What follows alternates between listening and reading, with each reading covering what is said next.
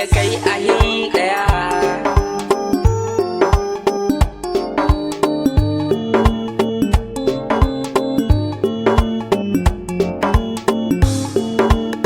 Motsuwar ruhi da kalbiya, garkuwar zati na bibiya, so nake kai mun ta jariya, ko kamar hadiri da walƙiya.